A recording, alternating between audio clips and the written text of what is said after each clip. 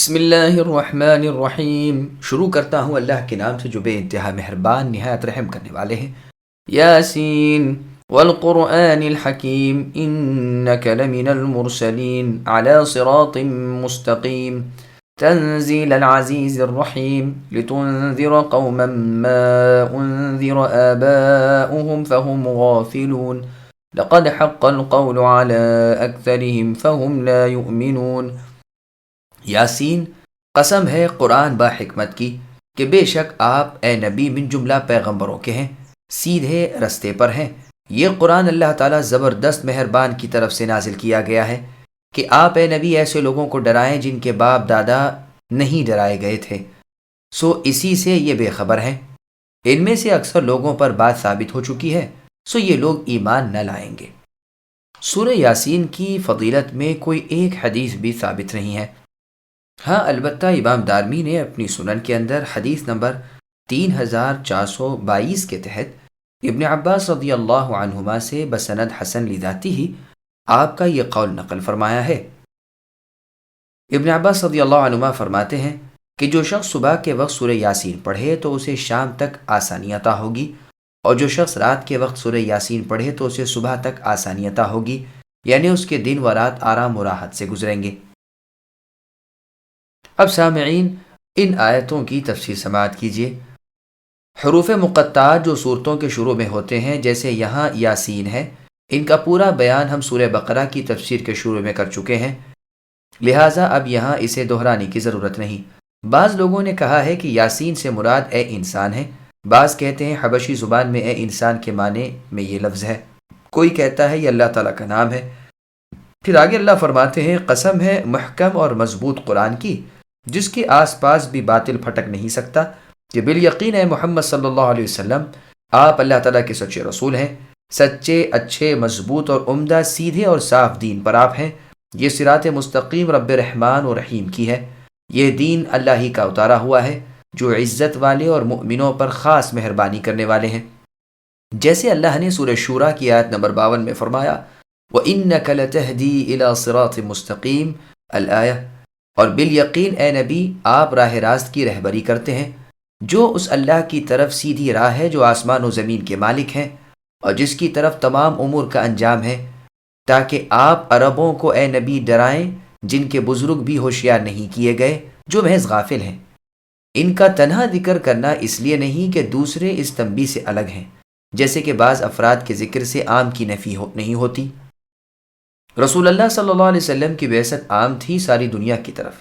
اس کے دلائل بسط و تفصیل سے سورہ اعراف کی آیت نمبر 157 قل یا ایھا الناس انی رسول اللہ الیکم جمیعا کی تفسیر میں بیان ہو چکے ہیں۔ اکثر لوگوں پر اللہ تعالیٰ کے عذابوں کا قول ثابت ہو چکا ہے، انہیں تو ایمان نصیب نہیں ہونے کا، وہ اے نبی آپ کو جھٹلاتے ہی رہیں گے۔ إنا جعلنا في أعناقهم مغلالا فهي إلى الأذقان فهم مقمحون وجعلنا من بين أيديهم سدا ومن خلفهم سدا فأغشيناهم فهم لا يبصرون وسواء عليهم أأنذرتهم أم لم تنذرهم لا يؤمنون إنما تنذر من اتبع الذكر وخشي الرحمن بالغيب فبشره بمغفرة وأجر كريم إنا نحن نحيي الموتى ونكتب ما قدموا وآثارهم وكل شيء أحصيناه في إمام مبين۔ بے شک ہم نے ان کی گردنوں میں طوق ڈال دیے ہیں، پھر وہ ٹھوڑیوں تک ہیں جس سے ان کے سر اوپر کو الٹ گئے، اور ہم نے ایک آڑ ان کے سامنے کر دی اور ایک آڑ ان کے پیچھے کر دی، جس سے ہم نے ان کو گھیر دیا سو وہ نہیں دیکھ سکتے۔ اور ان کے حق میں آپ کا اے نبی ڈرانا یا نہ ڈرانا دونوں برابر ہیں، یہ ایمان نہیں لائیں گے۔ بس آپ تو صرف ایسے شخص کو ڈرا سکتے ہیں جو نصیحت پر چلے اور اللہ تعالیٰ سے بے دیکھے ڈرے، سو آپ اس کو مغفرت اور عمدہ عوض کی خوشخبریاں سنا دیجئے۔ بے شک ہم مردوں کو زندہ کریں گے اور ہم لکھتے جاتے ہیں، اور وہ اعمال بھی جن کو لوگ آگے بھیجتے جاتے ہیں اور ان کے وہ اعمال بھی جن کو پیچھے چھوڑ جاتے ہیں، اور ہم نے ہر چیز کو ایک واضح کتاب میں شمار کر دیا تھا۔ سامعین، اب آیتوں کی تفسیر سماعت کیجیے۔ کفار کی ہٹ دھرمی کا تذکرہ اور ان کا انجام۔ اللہ تعالیٰ فرماتے ہیں کہ ان بد نصیب کافروں کو ہدایت تک پہنچنا بہت مشکل بلکہ محال ہے۔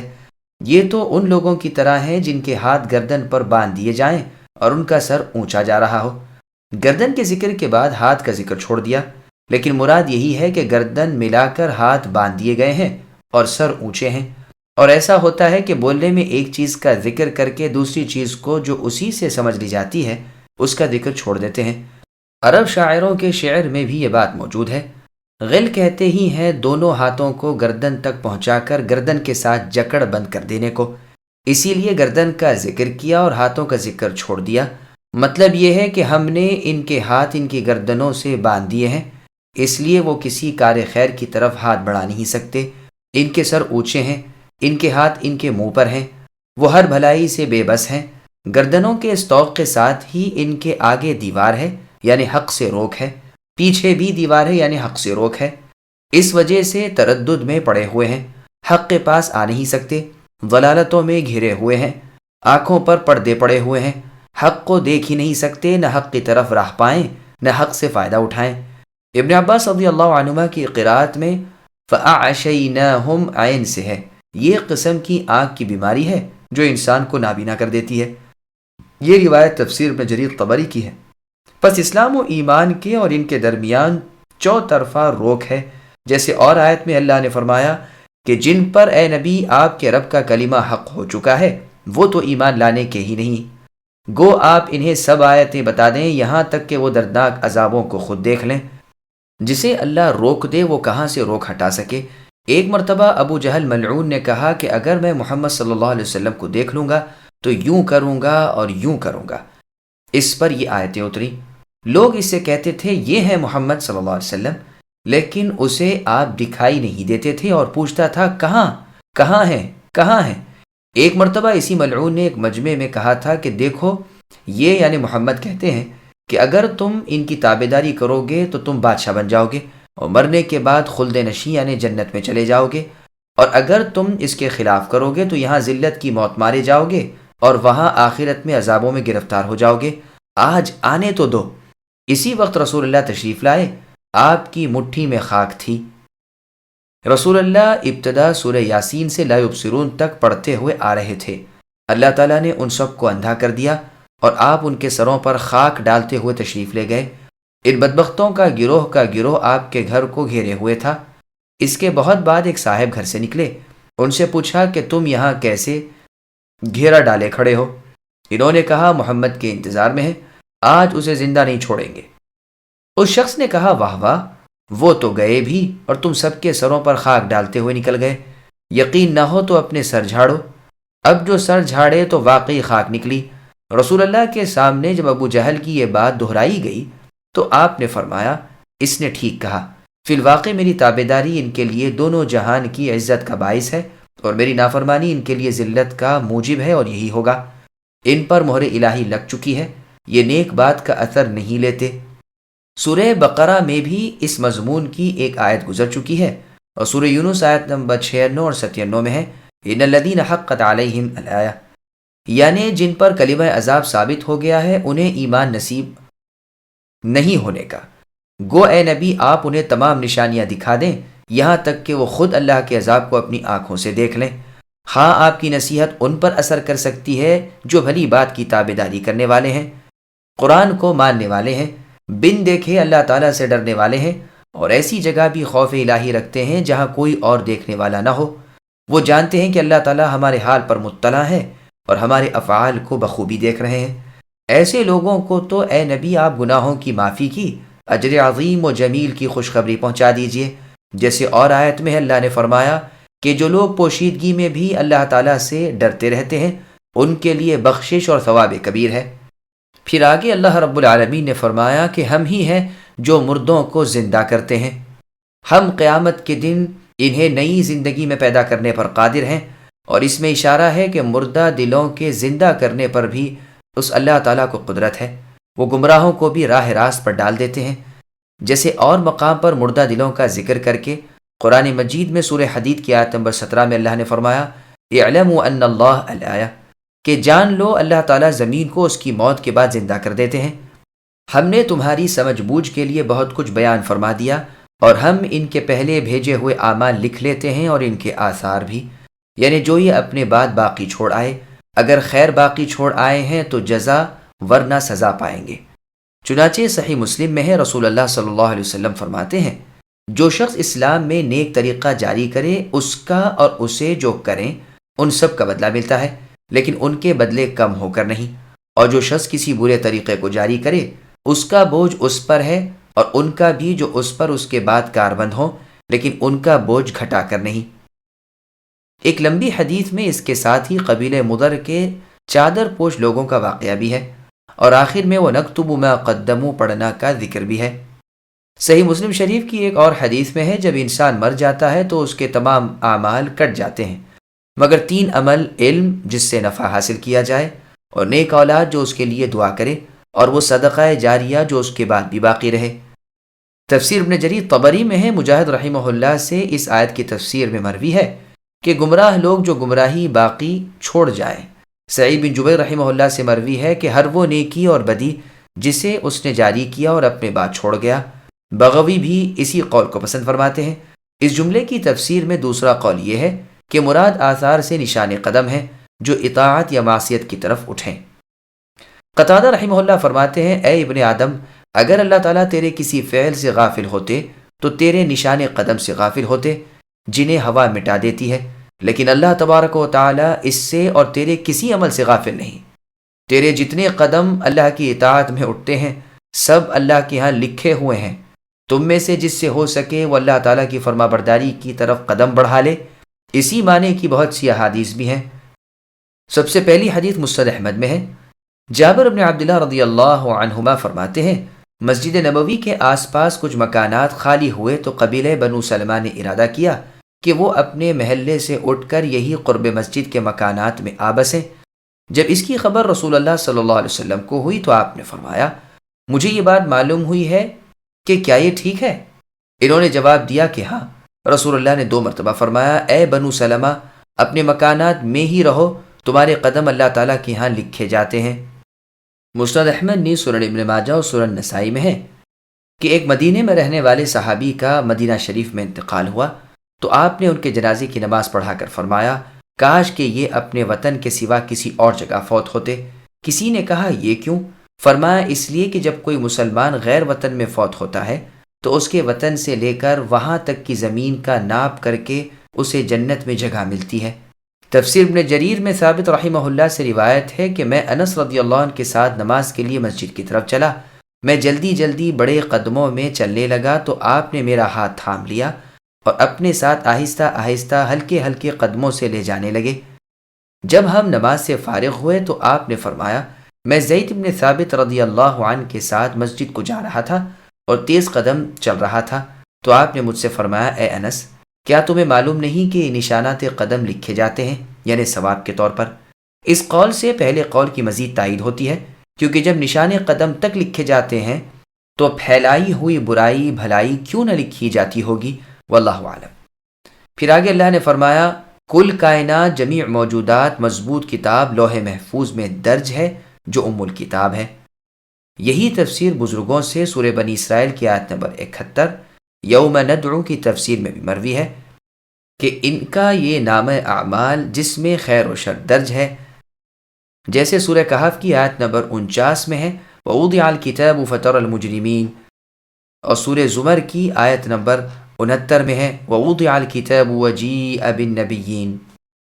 وَاضْرِبْ لَهُم مَّثَلًا أَصْحَابَ الْقَرْيَةِ إِذْ جَاءَهَا الْمُرْسَلُونَ إِذْ أَرْسَلْنَا إِلَيْهِمُ 2 فَكَذَّبُوهُمَا فَعَزَّزْنَا بِثَالِثٍ فَقَالُوا إِنَّا إِلَيْكُمْ مُرْسَلُونَ قالوا ما أنتم إلا بشر مثلنا وما أنزل الرحمن من شيء إن أنتم إلا تكذبون قالوا ربنا يعلم إنا إليكم لمرسلون وما علينا إلا البلاغ المبين۔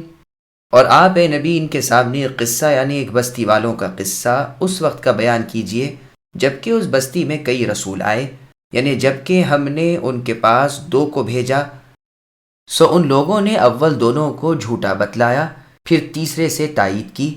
سو ان تینوں نے کہا کہ ہم تمہارے پاس بھیجے گئے ہیں۔ ان لوگوں نے کہا کہ تم تو ہماری طرح معمولی آدمی ہو، اور اللہ تعالیٰ رحمان نے کوئی چیز نازل نہیں کی، تم نرا جھوٹ بولتے ہو۔ ان رسولوں نے کہا ہمارے پروردگار علم والے ہیں کہ بے شک ہم تمہارے پاس بھیجے گئے ہیں، اور ہمارے ذمے تو صرف واضح طور پر پہنچا دینا تھا۔ سامعین، اب ان آیتوں کی تفسیر سماعت کیجیے۔ ایک بستی والوں کا واقعہ۔ اللہ تعالیٰ اپنے نبی محمد صلی اللہ علیہ وسلم کو حکم فرما رہے ہیں کہ آپ اپنی قوم کے سامنے ان اگلے لوگوں کا قصہ بیان فرمائیے جنہوں نے ان سے پہلے اپنے رسولوں کو ان کی طرح جھٹلایا تھا۔ یہ واقعہ شہر انطاکیہ کا ہے۔ وہاں کے بادشاہ کا نام انتخیس تھا، اس کے باپ اور دادا کا بھی یہی نام تھا۔ یہ سب راجہ پرجا پرست تھے۔ ان کے پاس اللہ تعالیٰ کے 3 پیغمبر آئے، صادق، صدوق اور شلوم۔ اللہ تعالیٰ کے درود و سلام ان پر نازل ہوں، لیکن ان بد نصیب لوگوں نے سب کو جھٹلا دیا۔ ان قریب یہ بیان بھی آ رہا ہے کہ بعض بزرگوں نے اسے نہیں مانا کہ یہ واقعہ انطاکیہ کا ہو۔ پہلے تو ان کے پاس 2 پیغمبر آئے، انہوں نے انہیں نہ مانا۔ ان 2 کی تائید میں پھر تیسرے نبی آئے۔ پہلے 2 رسولوں کا نام شمعون اور یوحنا تھا، اور تیسرے رسول کا نام بولس تھا۔ ان سب نے کہا کہ ہم اللہ تعالیٰ کے بھیجے ہوئے ہیں جس نے تمہیں پیدا کیا ہے۔ اللہ نے ہماری معرفت تمہیں حکم بھیجا ہے کہ تم اللہ کے سوا کسی اور کی عبادت نہ کرو۔ قتادہ بن دعامہ کا خیال ہے کہ یہ تینوں بزرگ مسیح علیہ السلام کے بھیجے ہوئے تھے۔ بستی کے ان لوگوں نے جواب دیا کہ تم تو ہم جیسے ہی انسان ہو، پھر کیا وجہ ہے کہ تمہاری طرف اللہ تعالیٰ کی وحی آئے اور ہماری طرف نہ آئے؟ ہاں، اگر تم رسول ہوتے تو چاہیے تھا کہ تم فرشتے ہوتے۔ اکثر کفار نے یہی شبہ اپنے اپنے زمانے کے پیغمبروں کے سامنے پیش کیا تھا، جیسے اللہ عز و جل نے سورہ مؤمن کی آیت نمبر 22 میں فرمایا، ذَلِكَ بِأَنَّهُ كَانَتْ تَأْتِيهِمْ رُسُلُهُمْ بِالْبَيِّنَاتِ الآیہ، یعنی لوگوں کے پاس رسول آئے اور انہوں نے جواب دیا کہ انسان ہمارے ہادی بن کر آئے۔ اور سورہ ابراہیم کی آیت نمبر 10 میں فرمایا، قَالُوا إِنْ أَنْتُمْ إِلَّا بَشَرٌ مِثْلُنَا۔ کفار و مشرکین نے اپنے پیغمبروں سے کہا، تم تو ہم جیسے ہی انسان ہو، تمہاری چاہت صرف یہ ہے کہ ہمیں اپنے باپ دادوں کے معبودوں سے روک دو، جاؤ کوئی کھلا غلبہ لے آؤ۔ اور سورہ مؤمنون کی آیت نمبر 34 میں فرمایا، وَلَئِنْ أَطَعْتُمْ بَشَرًا مِثْلَكُمْ إِنَّكُمْ إِذًا لَخَاسِرُونَ، یعنی کافروں نے آپس میں ایک دوسرے سے کہا کہ اگر تم نے اپنے جیسے انسانوں کی تابعداری کی تو تم یقیناً بڑے ہی نقصان میں پڑ گئے۔ اس سے بھی زیادہ وضاحت کے ساتھ سورہ بنی اسرائیل آیت نمبر 94، وَمَا مَنَعَ النَّاسَ أَن يُؤْمِنُوا میں اس کا بیان ہے۔ یہی ان لوگوں نے بھی ان تینوں نبیوں سے کہا کہ تم تو ہم جیسے انسان ہی ہو، اور حقیقت میں اللہ تعالیٰ نے تو کچھ بھی نازل نہیں فرمایا، تم یوں ہی غلط سلط کہہ رہے ہو۔ پیغمبروں نے جواب دیا کہ اللہ تعالیٰ خوب جانتے ہیں کہ ہم اللہ کے سچے رسول ہیں۔ اگر ہم جھوٹے ہوتے تو اللہ تعالیٰ پر جھوٹ باندھنے کی سزا ہمیں اللہ تعالیٰ دے دیتے، لیکن تم دیکھو گے کہ وہ ہماری مدد کریں گے اور ہمیں عزت عطا فرمائیں گے۔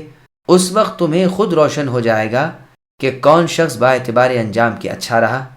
جیسے اللہ تعالیٰ نے سورہ عنکبوت کی آیت نمبر 52 میں فرمایا، قُلْ كَفَى بِاللَّهِ بَيْنِي وَبَيْنَكُمْ شَهِيدًا، کہ اے نبی آپ کہہ دیجئے میرے اور تمہارے درمیان میں اے کافرو اللہ تعالیٰ کی شہادت یعنی گواہی کافی ہے، وہ تو آسمان و زمین کے غیب جانتے ہیں۔ باطل پر ایمان رکھنے والے اور اللہ تعالیٰ سے کفر کرنے والے ہی نقصان یافتہ ہیں۔ سنو، ہمارے ذمے تو صرف تبلیغ ہے، مانو گے تمہارا بھلا ہے، نہ مانو گے خود پچھتاؤ گے، ہمارا کچھ نہیں بگاڑو گے، کل اپنے کیے کا خمیازہ بھگتو گے۔ قالوا إنا تطيرنا بكم لئن لم تنتهوا لنرجمنكم وليمسنكم منا عذاب أليم قالوا طائركم معكم أئن ذكرتم بل أنتم قوم مسرفون وجاء من أقصى المدينة رجل يسعى قال يا قوم اتبعوا المرسلين اتبعوا من لا يسألكم أجرا وهم مهتدون۔ وہ لوگ کہنے لگے کہ ہم تو تم کو منحوس سمجھتے ہیں، اگر تم باز نہ آئے تو ہم پتھروں سے تمہارا کام تمام کر دیں گے اور تم کو ہماری طرف سے سخت سزا پہنچے گی۔ ان رسولوں نے کہا کہ تمہاری نحوست تو تمہارے ساتھ ہی لگی ہوئی ہے، کیا اس کو نحوست سمجھتے ہو کہ تم کو نصیحت کی جائے، بلکہ تم حد سے نکل جانے والے لوگ ہو؟ اور ایک شخص اس شہر کے کسی دور دراز مقام سے دوڑتا ہوا آیا، کہنے لگا کہ اے میری قوم، ان رسولوں کی راہ پر چلو، ایسے لوگوں کی راہ پر چلو جو تم سے کوئی معاوضہ نہیں مانگتے اور وہ خود راہ راست پر بھی ہیں۔ سامعین، اب آیتوں کی تفسیر سماعت کیجیے۔ اہل کفر رسولوں کے متعلق بدشگونی لیتے رہے۔ ان کافروں نے رسولوں سے کہا کہ تمہارے آنے سے ہمیں کوئی برکت و خیریت تو ملی نہیں، بلکہ اور برائی اور بدی پہنچی۔ تم ہو ہی بدشگون لوگ، جہاں جاؤ گے بلائیں برسیں گی۔ سنو، اگر تم اپنے اس طریقے سے باز نہ آئے اور یہی کہتے رہے تو ہم تمہیں سنگسار کر دیں گے اور سخت المناک سزائیں دیں گے۔ رسولوں نے جواب دیا کہ تم خود شریر ہو، تمہارے اعمال ہی برے ہیں اور اسی وجہ سے تم پر مصیبتیں آنے کی ہے، جیسا کرو گے ویسا بھرو گے۔ یہی بات فرعونیوں نے موسیٰ علیہ السلام اور ان کی قوم بنی اسرائیل کے مؤمنوں سے کہی تھی۔ جب انہیں کوئی راحت ملتی تو کہتے ہم تو اس کے مستحق ہی تھے، اور اگر کوئی رنج پہنچتا تو موسیٰ علیہ السلام اور مؤمنوں کی بدشگونی پر اسے محمول کرتے، جس کے جواب میں اللہ تعالیٰ نے فرمایا، سورہ اعراف آیت نمبر 131، الا انما طائرهم عند اللہ، یعنی ان کی مصیبتوں کی وجہ ان کے اعمال بد ہیں جن کا وبال ہماری جانب سے انہیں پہنچ رہا ہے۔ قوم صالح نے بھی اپنے نبی صالح علیہ السلام سے یہی کہا تھا اور یہی جواب پایا تھا۔ خود نبی صلی اللہ علیہ وسلم، نبی آخر الزماں، سے بھی یہی کہا گیا، جیسے کہ اللہ عز و جل نے سورہ نساء کی آیت نمبر 78 میں فرمایا، وَإِن تُصِبْهُمْ سَيِّئَةٌ يَقُولُوا هَٰذِهِ مِنْ عِنْدِكَ، یعنی ان کفار و مشرکین وغیرہ کو جب کوئی مصیبت پہنچتی ہے تو یہ جھٹ سے کہہ دیتے ہیں اے محمد یہ آپ کی طرف سے ہے، یعنی اگر ان کافروں کو کوئی نقصان ہوتا ہے تو کہتے ہیں یہ تمہاری طرف سے ہے۔ اے نبی آپ کہہ دیجیے یہ سب کچھ اللہ تعالیٰ کی جانب سے ہے۔ انہیں کیا ہو گیا ہے کہ ان سے یہ بات بھی نہیں سمجھی جاتی۔ پھر آگے اللہ فرماتے ہیں کہ صرف اس وجہ سے کہ ہم نے تمہیں نصیحت کی، تمہاری خیر خواہی کی، تمہیں بھلی راہ سمجھائی، تمہاری اللہ تعالیٰ کی توحید کی طرف رہنمائی کی، تمہیں اخلاص و عبادت کے طریقے سکھائے، تم ہمیں منحوس سمجھنے لگے اور ہمیں اس طرح ڈرانے دھمکانے لگے اور خوف زدہ کرنے لگے اور مقابلے پر اتر آئے۔ حقیقت یہ ہے کہ تم مسرف یعنی حد سے آگے بڑھ جانے والے لوگ ہو، حدود الہی سے تجاوز کر جاتے ہو۔ ہمیں دیکھو کہ ہم تمہاری بھلائی چاہیں، تمہیں دیکھو کہ تم ہم سے برائی سمجھو۔ بتلاؤ تو بھلا یہ کوئی انصاف کی بات ہے؟ افسوس تم انصاف کے دائرے سے نکل گئے۔ حبیب کا ذکر۔ مروی ہے کہ اس بستی کے لوگ یہاں تک سرکش ہو گئے کہ انہوں نے پوشیدہ طور پر نبیوں کے قتل کا ارادہ کر لیا۔ ایک مسلمان شخص جو اس بستی کے آخری حصے میں رہتا تھا، جس کا نام حبیب تھا اور رسی کا کام کرتا تھا بھی بیمار، جذام کی بیماری تھی، بہت سخی آدمی تھا، جو کماتا تھا اس کا آدھا حصہ اللہ کی راہ میں خیرات کر دیا کرتا تھا، دل کا نرم اور فطرت کا اچھا تھا، لوگوں سے الگ تھلگ ایک غار میں بیٹھ کر عبادت الہی کیا کرتا تھا۔ اس نے جب اپنی قوم کے اس بد ارادے کو کسی طرح معلوم کر لیا تو اس سے صبر نہ ہو سکا، دوڑتا بھاگتا آیا۔ بعض کہتے ہیں یہ بڑے ہی تھے، ایک قول ہے کہ یہ دھوبی تھے۔ عمر بن الحکم فرماتے ہیں کہ یہ جوتی گانٹنے والے تھے، اللہ تعالیٰ ان پر رحم کرے۔ انہوں نے آ کر اپنی قوم کو سمجھانا شروع کیا کہ تم ان رسولوں کی تابعداری کرو، ان کا کہا مانو، ان کی راہ چلو، دیکھو تو یہ اپنا کوئی فائدہ نہیں کر رہے، یہ تم سے تبلیغ رسالت کا کوئی بدلہ نہیں مانگتے، اپنی خیر خواہی کی کوئی اجرت تم سے طلب نہیں کر رہے، درد دل سے تمہیں اللہ تعالیٰ کی توحید کی دعوت دے رہے ہیں اور سیدھے اور سچے راستے کی رہنمائی کر رہے ہیں، خود بھی اسی راہ پر چل رہے ہیں۔ تمہیں ضرور ان کی دعوت پر لبیک کہنا چاہیے اور ان کی اطاعت کرنی چاہیے، لیکن قوم نے ان کی ایک نہ سنی بلکہ انہیں شہید کر دیا، رضی اللہ تعالی عنہ وارضاہ۔ وما لي لا أعبد الذي فطرني وإليه ترجعون أتخذ من دونه آلهة إن يردني الرحمن بضر لا تغن عني شفاعتهم شيئا ولا ينقذون إني إذا لفي ضلال مبين إني آمنت بربكم فاسمعون۔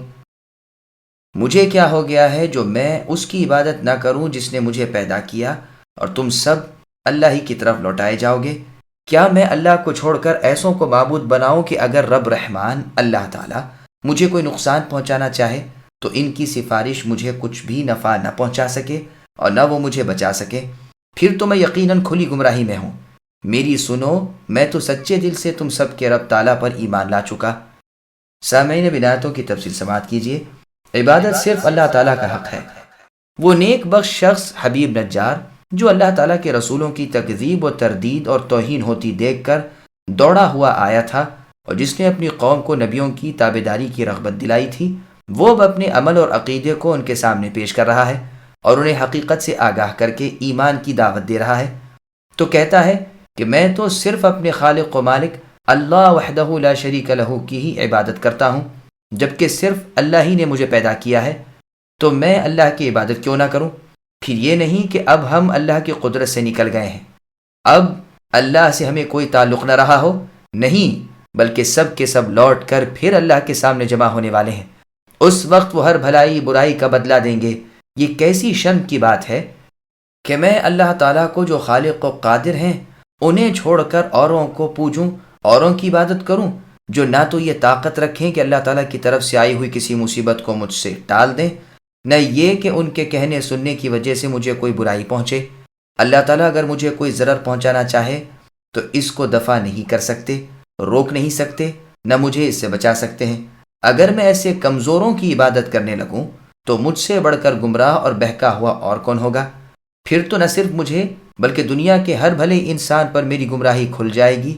میری قوم کے لوگوں، اپنے جس حقیقی معبود اور پروردگار سے تم منکر ہوئے ہو، سنو، میں اللہ ہی کی ذات پر ایمان رکھتا ہوں۔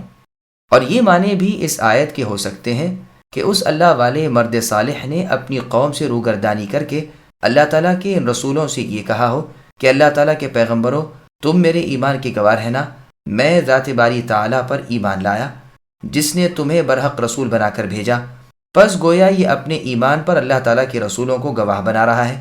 یہ قول بنسبت اگلے قول کے بھی زیادہ واضح ہے، واللہ اعلم۔ تفسیر ابن جریر طبری میں ہے، ابن عباس رضی اللہ عنہما وغیرہ فرماتے ہیں کہ یہ بزرگ شخص اتنا ہی کہنے پائے تھے جو تمام کفار ٹوٹ پڑے اور زد و کوب کرنے لگے، کون تھا جو انہیں بچاتا؟ پھر پتھر مارتے مارتے انہیں اسی وقت فی الفور شہید کر دیا، رضی اللہ تعالی عنہ وارضاہ۔ یہ اللہ تعالیٰ کے بندے اور یہ سچے اللہ تعالیٰ کے ولی پتھر کھا رہے تھے، لیکن زبان سے یہی کہے جا رہے تھے کہ اے اللہ، میری قوم کو ہدایت کر دیجئے، یہ جانتے نہیں۔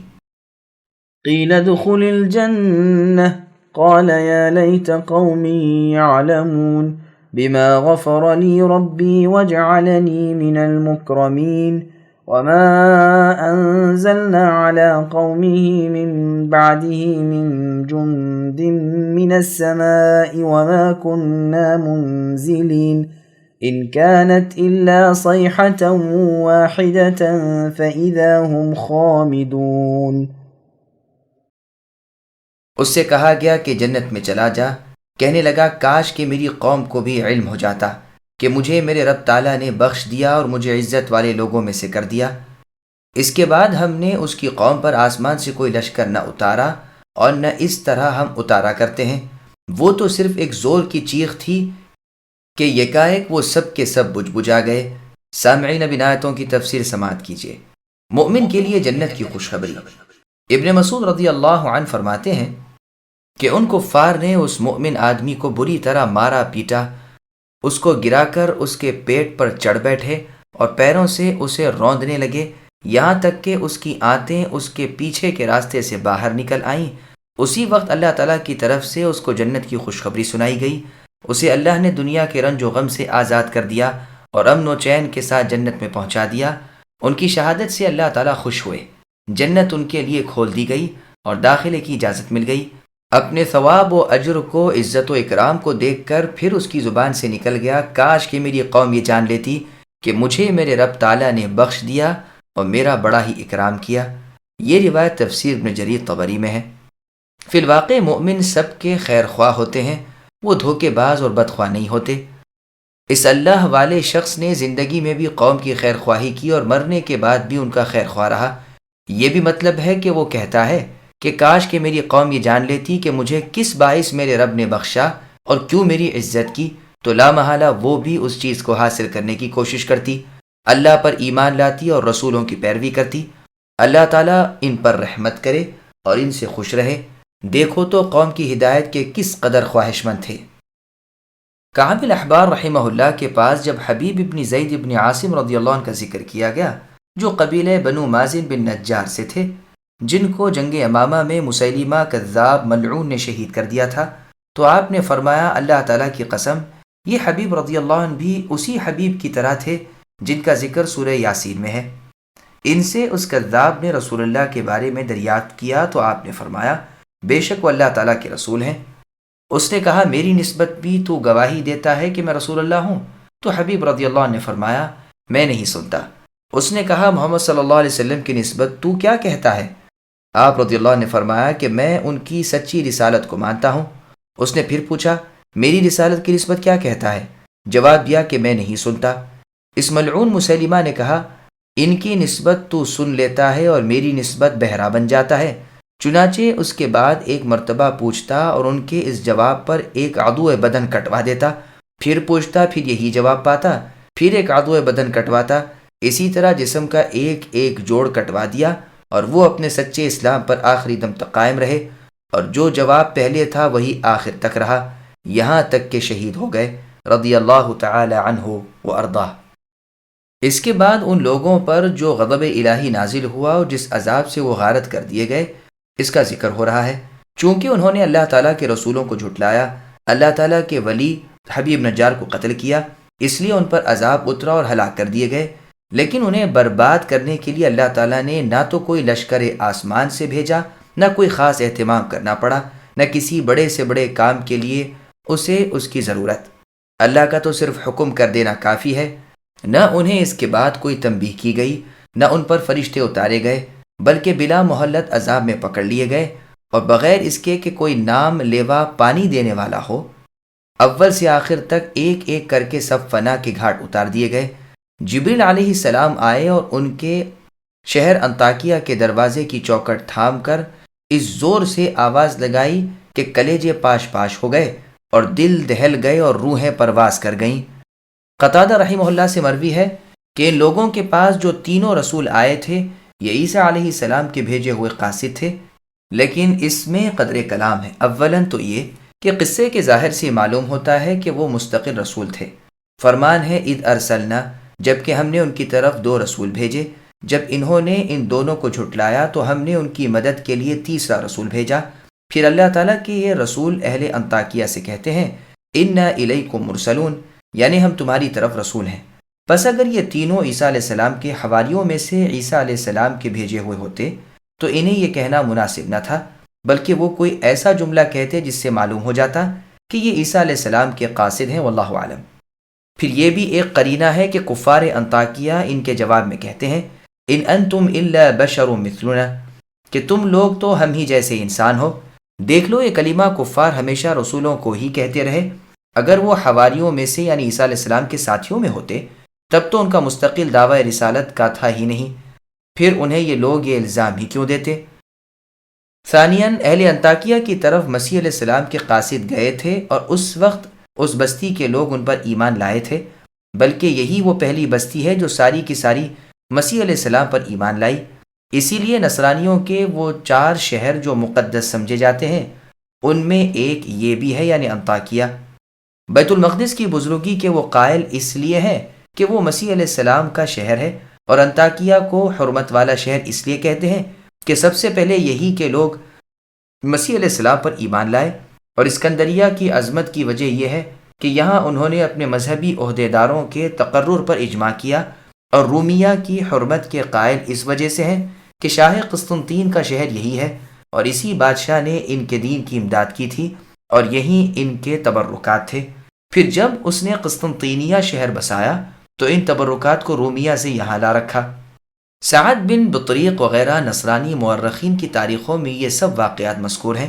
مسلمان مورخین نے بھی یہی لکھا ہے۔ پس معلوم ہوا کہ انطاکیہ والوں نے عیسیٰ علیہ السلام کے قاصدوں کی تو مان لی تھی، اور یہاں بیان ہے کہ انہوں نے نہ مانی اور ان پر عذاب الہی آیا اور تہس نہس کر دیے گئے، تو ثابت ہوا کہ یہ واقعہ اور ہے۔ یہ رسول مستقل رسالت پر مأمور تھے اور انہوں نے نہ مانا، جس پر انہیں سزا ہوئی، اور وہ بے نشان کر دیے گئے اور چراغ سحری کی طرح بجھا دیے گئے، واللہ عالم۔ ثالثاً انطاکیہ والوں کا قصہ جو عیسیٰ علیہ السلام کے حواریوں کے ساتھ وقوع میں آیا، وہ قطعاً تورات کے اترنے کے بعد کا ہے، اور ابو سعید رضی اللہ عنہ اور سلف کی ایک جماعت سے منقول ہے کہ تورات کے نزول کے بعد کسی بستی کو اللہ تعالیٰ نے اپنے آسمانی عذاب سے بالکل برباد نہیں کیا، بلکہ مؤمنوں کو کافروں سے جہاد کرنے کا حکم دے کر کفار کو نیچا دکھایا، جیسا کہ اللہ تعالیٰ نے سورہ قصص کی آیت نمبر 43 میں فرمایا، وَلَقَدْ آتَيْنَا مُوسَى الْكِتَابَ مِن بَعْدِ مَا أَهْلَكْنَا کی تفسیر میں ہے، اور اس بستی کی آسمانی ہلاکت پر آیات قرآنی شاہد ہیں جن سے عدل واضح ہے۔ نیز اس سے یہ بھی ثابت ہوتا ہے کہ یہ واقعہ انطاکیہ کا نہیں، جیسے کہ بعض سلف کے اقوال بھی اسے مطلق اور تعیین مقام سے آزاد کرتے ہیں۔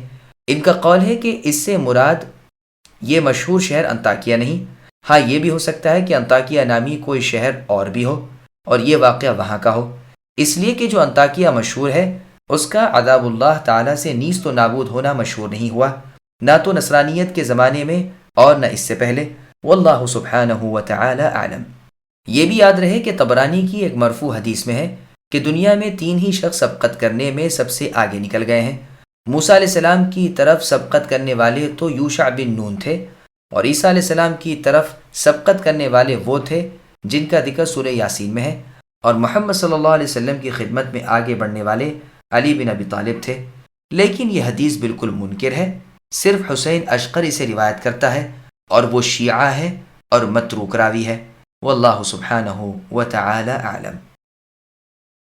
يا حسرة على العباد ما يأتيهم من رسول إلا كانوا به يستهزئون ألم يروا كم أهلكنا قبلهم من القرون أنهم إليهم لا يرجعون وَإِن كُلٌّ لَّمَّا جَمِيعٌ لَّدَيْنَا مُحْضَرُونَ وَآيَةٌ لَّهُمُ الْأَرْضُ الْمَيْتَةُ أَحْيَيْنَاهَا وَأَخْرَجْنَا مِنْهَا حَبًّا فَمِنْهُ يَأْكُلُونَ وَجَعَلْنَا فِيهَا جَنَّاتٍ مِّن نَّخِيلٍ وَأَعْنَابٍ وَفَجَّرْنَا فِيهَا مِنَ الْعُيُونِ لِيَأْكُلُوا مِن ثَمَرِهِ وَمَا عَمِلَتْهُ أَيْدِيهِمْ أَفَلَا يَشْكُرُونَ سبحان الذي خلق الأزواج كلها مما تنبت الأرض ومن أنفسهم ومما لا يعلمون۔ بندوں پر افسوس، کبھی بھی کوئی رسول ان کے پاس نہیں آیا جس کی ہنسی انہوں نے نہ اڑائی ہو۔ کیا انہوں نے نہیں دیکھا کہ ان کے پہلے بہت سی بستیاں ہم نے غارت کر دی ہیں جو ان کی طرف واپس نہیں لوٹتے، اور نہیں ہے کوئی جماعت مگر یہ کہ وہ جمع ہو کر ہمارے سامنے حاضر کی جائے گی۔ ان کے لیے ایک نشانی خشک مردہ زمین ہے جس کو ہم زندہ کر دیتے ہیں، جس سے اناج نکالتے ہیں جس میں سے وہ کھاتے ہیں، اور ہم اس میں کھجوروں کے اور انگوروں کے باغات پیدا کر دیتے ہیں جن میں ہم چشمے بھی جاری کر دیتے ہیں تاکہ لوگ اس کے پھل کھائیں۔ انہوں نے اپنے ہاتھوں سے اسے نہیں بنایا، پھر کیوں شکر گزاری نہیں کرتے؟ وہ اللہ تعالیٰ کی ذات تو پاک ہے جس نے ہر چیز کے جوڑے پیدا کیے، اور خواہ وہ زمین کی اگائی ہوئی چیزیں ہوں، خواہ خود ان کے نفوس ہوں، خواہ وہ چیزیں ہوں جنہیں یہ جانتے بھی نہیں۔ سامعین، اب ان آیتوں کی تفسیر سماعت کیجیے۔ انبیاء کرام علیہم السلام کی بات نہ ماننے والوں پر حسرت و افسوس۔ اللہ تعالیٰ فرماتے ہیں بندوں پر حسرت و افسوس ہے۔ بندے کل اپنے اوپر کیسے نادم ہوں گے، وہ بار بار کہیں گے کہ ہائے افسوس، ہم نے تو خود اپنا برا کیا۔ بعض قراتوں میں یا حسرت العباد علی انفسہا بھی ہے، مطلب یہ ہے کہ قیامت کے دن عذابوں کو دیکھ کر ہاتھ ملیں گے کہ انہوں نے کیوں رسولوں کو جھٹلایا اور کیوں اللہ تعالیٰ کے فرمان کے خلاف کیا۔ دنیا میں تو ان کا یہ حال تھا کہ جب کبھی جو رسول آیا انہوں نے بلا تأمل جھٹلایا اور دل کھول کر ان کی بے ادبی اور توہین کی۔ وہ اگر یہاں تأمل کرتے تو سمجھ لیتے کہ ان سے پہلے جن لوگوں نے پیغمبروں کی نہ مانی تھی وہ غارت و برباد کر دیے گئے، ان کی بھوسی اڑا دی گئی، ایک بھی تو ان میں سے نہ بچ سکا، نہ اس دار آخرت سے کوئی واپس پلٹا۔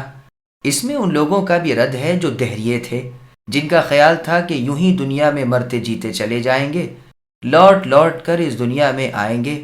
تمام گزرے ہوئے، موجود اور آنے والے لوگ قیامت کے دن اللہ تعالیٰ کے سامنے حساب و کتاب کے لیے حاضر کیے جائیں گے، اور وہاں ہر بھلائی اور برائی کا بدلہ پائیں گے، جیسے اللہ تعالیٰ نے سورہ ہود کی آیت نمبر 111 میں فرمایا، وَإِنَّ كُلًّا لَمَّا لَيُوَفِّيَنَّهُمْ رَبُّكَ أَعْمَالَهُمْ، یعنی ہر شخص کو اس کے اعمال کا پورا پورا بدلہ آپ کے رب اے نبی عطا فرمائیں گے۔ ایک قرات میں لمحہ ہے تو ان اس بات کے لیے ہوگا، اور لمحہ پڑھنے کے وقت ان نافیہ ہوگا، اور لما معنی میں الا کے ہوگا، تو مطلب آیت کا یہ ہوگا کہ نہیں ہے سب مگر یہ کہ سب کے سب ہمارے سامنے حاضر شدہ ہیں۔ دوسری قرات پر بھی مطلب یہی رہے گا، واللہ سبحانہ وتعالی علم۔ اللہ تعالیٰ کے وجود کی ایک عظیم نشانی۔ اللہ تعالیٰ ارشاد فرماتے ہیں کہ میرے وجود پر اور میری زبردست قدرت پر اور مردوں کو زندگی دینے پر ایک نشانی یہ بھی ہے کہ مردہ زمین جو بنجر خشک پڑی ہوتی ہے، جس میں کوئی رویدگی، تازگی، ہری اول اور گھاس وغیرہ نہیں ہوتی، میں اس پر آسمان سے پانی برساتا ہوں اور وہ مردہ زمین جی اٹھتی ہے، لہلہانے لگتی ہے، ہر طرف سبزہ ہی سبزہ اگ جاتا ہے اور قسم قسم کے پھل پھول وغیرہ نظر آنے لگتے ہیں۔ تو اللہ تعالیٰ فرماتے ہیں کہ ہم اس مردہ زمین کو زندہ کر دیتے ہیں اور اس میں قسم قسم کے اناج پیدا کر دیتے ہیں۔ بعض کو تو تم اے انسانوں کھاتے ہو اور بعض تمہارے جانور کھاتے ہیں۔ ہم اس میں کھجوروں کے، انگوروں کے باغات وغیرہ تیار کر دیتے ہیں، نہریں جاری کر دیتے ہیں جو باغوں اور کھیتوں کو سیراب، سرسبز و شاداب کرتی رہتی ہیں۔ یہ سب اس لیے کہ ان درختوں کے میوے دنیا کھائے، کھیتوں اور باغات سے نفع حاصل کرے اور حاجتیں پوری کرے۔ یہ سب اللہ تعالیٰ کی رحمت اور اللہ کی قدرت سے پیدا ہو رہے ہیں، کسی کے بس اور اختیار میں یہ نہیں۔ تمہارے ہاتھوں کی پیدا کردہ چیزیں نہیں، نہ تم میں ان کو اگانے کی طاقت، نہ تم میں ان کو بچانے کی قدرت، نہ ان کو پکانے اور تیار کرنے کا تمہیں اختیار۔ صرف اللہ تعالیٰ کے یہ کام ہیں اور اللہ ہی کی یہ مہربانی ہے اور اللہ کے احسان کے ساتھ ہی ساتھ یہ اللہ کی قدرت کے نمونے ہیں۔ پھر لوگوں کو کیا ہو گیا ہے جو شکر گزاری نہیں کرتے اور اللہ تعالیٰ کی بے انتہا ان گنت نعمتیں اپنے پاس ہوتے ہوئے اللہ کا احسان نہیں مانتے۔ ایک مطلب یہ بھی بیان کیا گیا ہے کہ باغات کے پھل جو کھاتے ہیں اور اپنے ہاتھوں کا بویا ہوا یہ پاتے ہیں۔ چنانچہ ابن مسعود رضی اللہ عنہ کی قرات میں وَمِمَّا عَمِلَتْهُ أَيْدِيهِمْ ہے۔ پاک و برتر اور تمام نقصانات سے بری وہ اللہ تعالیٰ ہے جس نے زمین کی پیداوار کو اور خود تم کو جوڑا جوڑا پیدا کیا ہے اور مختلف قسم کی مخلوق کے جوڑے بنائے ہیں جنہیں تم جانتے بھی نہیں ہو، جیسے اللہ تعالیٰ نے سورہ ذاریات کی آیت نمبر 149 میں فرمایا وَمِن كُلِّ شَيْءٍ خَلَقْنَا زَوْجَيْنِ لَعَلَّكُمْ تَذَكَّرُونَ، اور ہم نے ہر چیز کے جوڑے پیدا کیے ہیں تاکہ تم نصیحت حاصل کرو۔ وآية لهم الليل نسلخ منه النهار فإذا هم مظلمون والشمس تجري لمستقر لها ذلك تقدير العزيز العليم والقمر قدرناه منازل حتى عاد كالعرجون القديم لا الشمس ينبغي لها أن تدرك القمر ولا الليل سابق النهار وكل في فلك يسبحون۔ اور ان کے لیے اللہ تعالیٰ کی قدرت کی ایک نشانی رات بھی ہے جس سے ہم دن کو الگ کر دیتے ہیں تو وہ ایک اندھیرے میں رہ جاتے ہیں، اور سورج کے لیے جو مقررہ راہ ہے وہ اسی پر چلتا رہتا ہے۔ یہ ہے اندازہ غالب با علم اللہ تعالیٰ کا۔ اور چاند کی ہم نے منزلیں مقرر کر رکھی ہیں یہاں تک کہ وہ ہر پھر کر پرانی ٹہنی کی طرح ہو جاتا ہے۔ نہ آفتاب کی یہ مجال ہے کہ چاند کو جا پکڑے اور نہ رات دن پر آگے بڑھ جانے والی ہے، اور سب کے سب آسمان میں تیرتے پھرتے ہیں۔ سامعین، اب آیتوں کی تفسیر سماعت کیجیے۔ اللہ تعالیٰ کی ایک اور نشانی کا ذکر۔ اللہ تعالیٰ کی قدرت کاملہ کی ایک نشانی بیان ہو رہی ہے، اور وہ دن رات ہیں جو اجالے اور اندھیرے والے ہیں اور برابر ایک دوسرے کے پیچھے آ جا رہے ہیں، جیسا کہ اللہ تعالیٰ نے سورہ اعراف کی آیت نمبر 54 میں فرمایا یغشی اللیل النہار یطلبہ حثیثا الآیہ، رات کو دن سے اللہ تعالیٰ چھپاتے ہیں، رات دن کو جلدی جلدی ڈھونڈتی آتی ہے۔ یہاں بھی فرمایا رات میں سے ہم دن کو کھینچ لیتے ہیں۔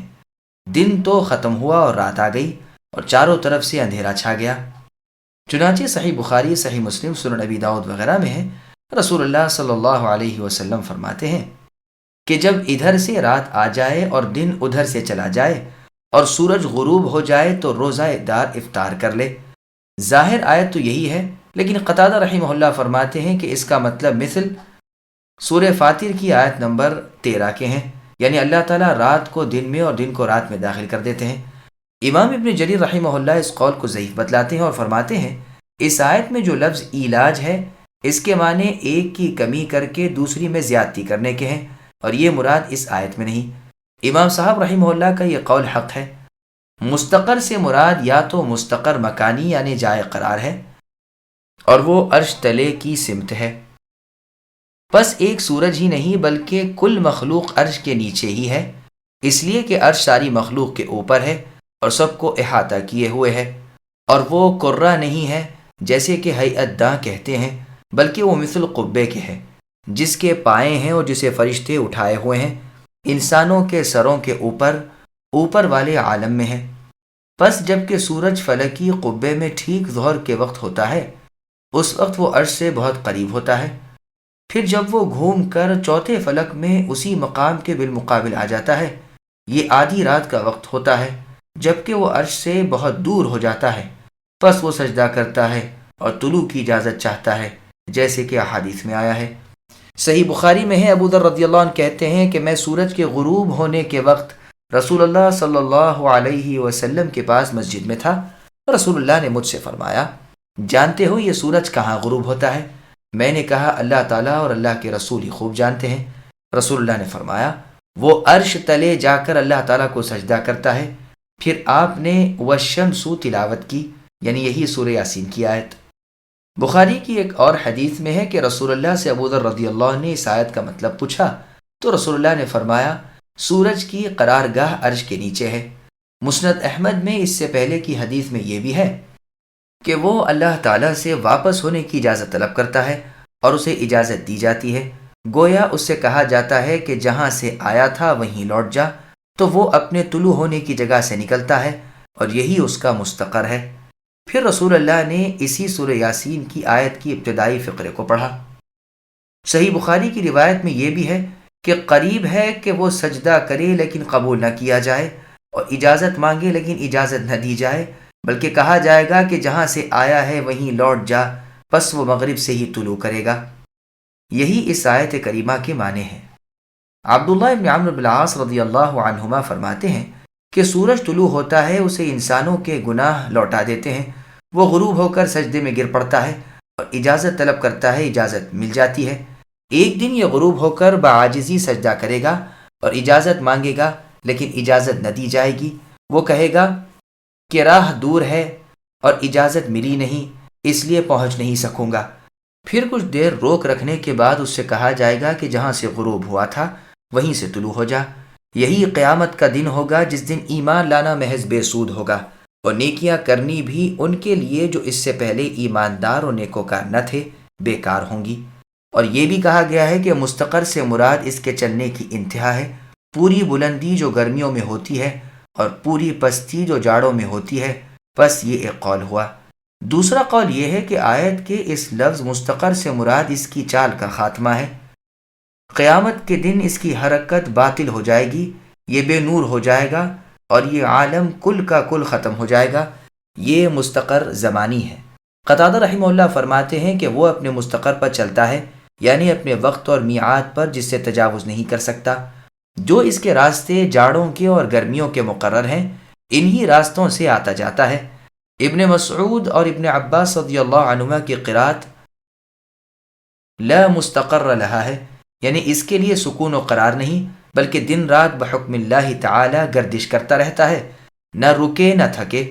جیسے اللہ تعالیٰ نے سورہ ابراہیم کی آیت نمبر 33 میں فرمایا وَسَخَّرَ لَكُمُ الشَّمْسَ وَالْقَمَرَ دَائِبَيْنِ، یعنی اللہ تعالیٰ نے اے انسانوں تمہارے لیے سورج اور چاند کو مسخر کیا ہے جو نہ تھکیں نہ ٹھہریں، قیامت تک چلتے پھرتے ہی رہیں گے.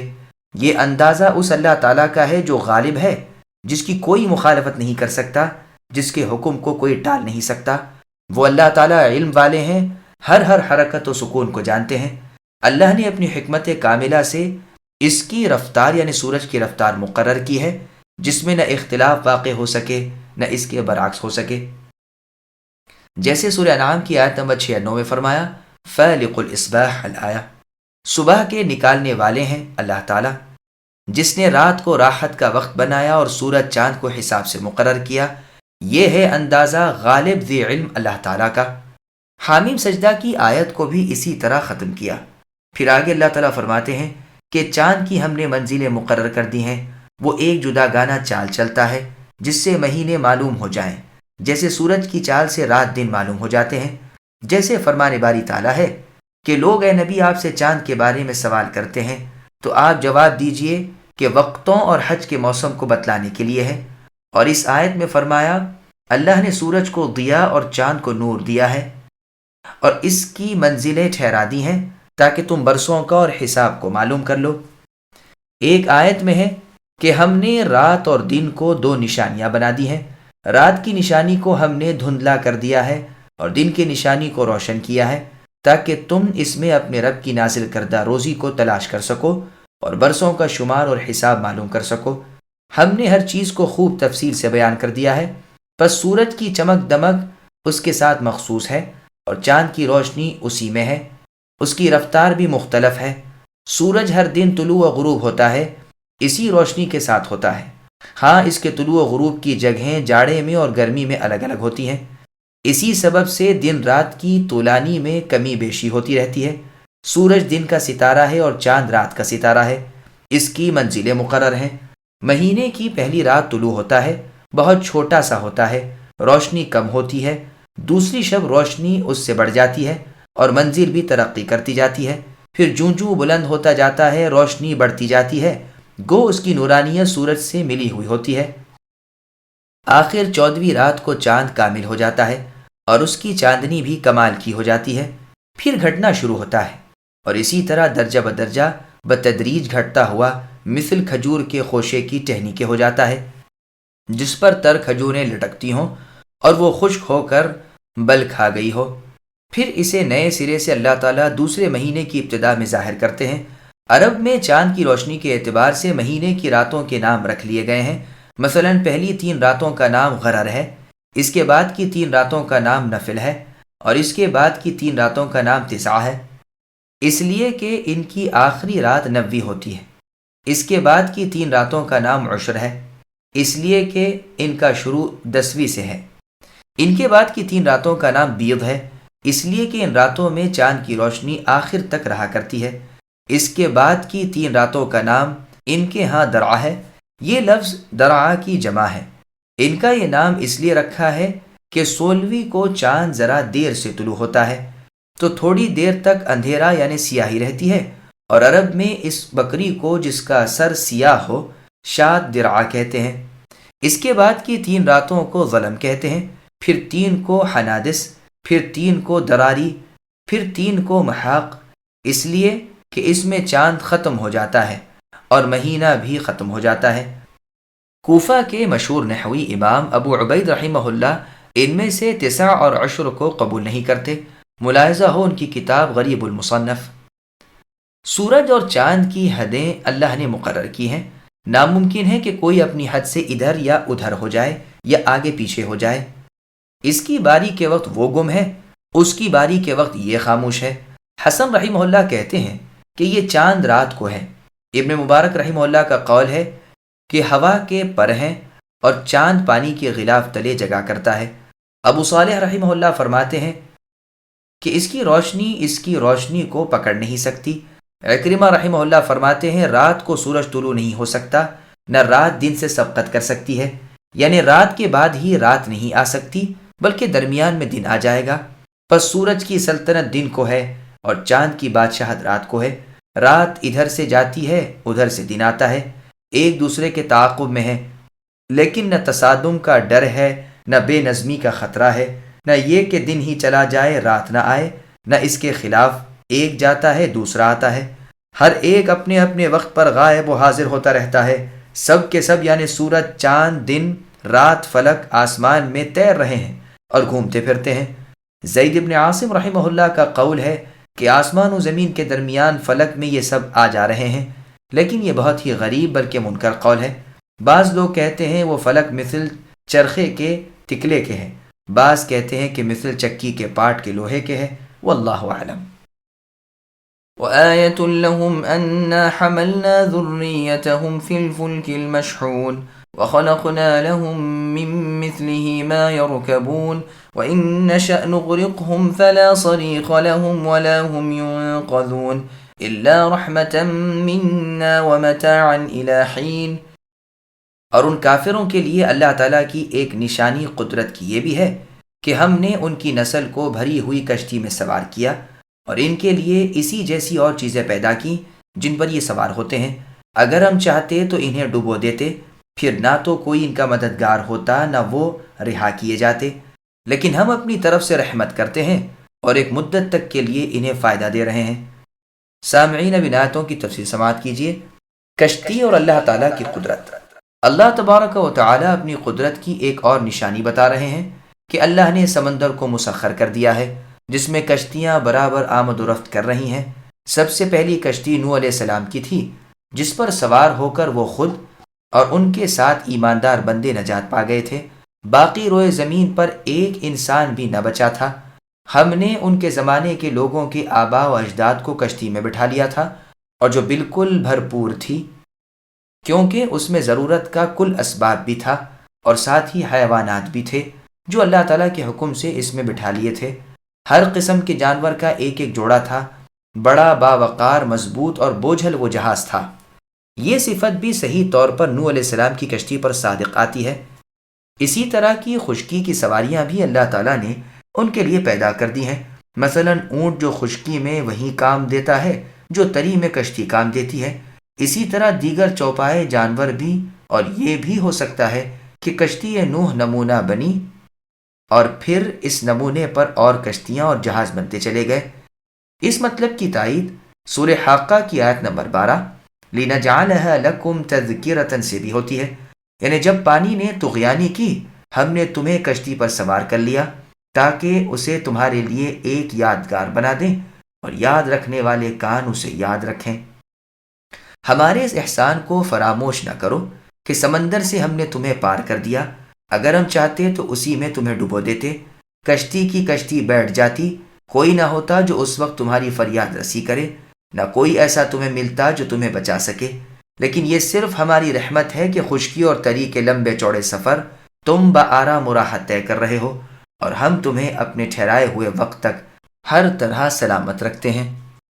وَإِذَا قِيلَ لَهُمُ اتَّقُوا مَا بَيْنَ أَيْدِيكُمْ وَمَا خَلْفَكُمْ لَعَلَّكُمْ تُرْحَمُونَ وَمَا تَأْتِيهِمْ مِنْ آيَةٍ مِنْ آيَاتِ رَبِّهِمْ إِلَّا كَانُوا عَنْهَا مُعْرِضِينَ وَإِذَا قِيلَ لَهُمْ أَنفِقُوا مِمَّا رَزَقَكُمُ اللَّهُ قال الذين كفروا للذين آمنوا أنطعم من لو يشاء الله أطعمه إن أنتم إلا في ضلال مبين۔ اور ان سے جب کبھی کہا جاتا ہے کہ اگلے پچھلے گناہوں سے بچو تاکہ تم پر رحم کیا جائے، ان کے پاس تو ان کے رب تعالیٰ کی نشانیوں میں سے کوئی نشانی ایسی نہیں آئی جس سے یہ بے رخی نہ برتتے ہوں۔ ان سے جب کہا جاتا ہے کہ اللہ تعالیٰ کے دیے ہوئے میں سے کچھ دو، تو یہ کفار ایمان والوں کو جواب دیتے ہیں کہ ہم انہیں کیوں کھلائیں جنہیں اگر اللہ تعالیٰ چاہتے تو خود کھلا پلا دیتے۔ بے شک تم تو ہو ہی کھلی غلطی میں۔ سامعین، اب ان آیتوں کی تفصیل سماعت کیجیے۔ کفار کی ہٹ درمی، کافروں کی سرکشی، نادانی اور عناد و تکبر بیان ہو رہا ہے کہ جب ان سے گناہوں سے بچنے کو کہا جاتا ہے کہ جو کچھ کر چکے ان پر نادم ہو جاؤ اور ان سے توبہ کر لو اور آئندہ کے لیے ان سے احتیاط کرو، اس کے نتیجے میں اللہ تعالیٰ تم پر رحم کریں گے اور تمہیں اپنے عذابوں سے بچا لیں گے، تو ان کافروں کا اس پر کاربند ہونا تو ایک طرف اور منہ پھلا لیتے ہیں۔ قرآن نے اس جملے کو بیان نہیں فرمایا کیونکہ آگے جو آیت ہے وہ اس پر صاف طور سے دلالت کرتی ہے۔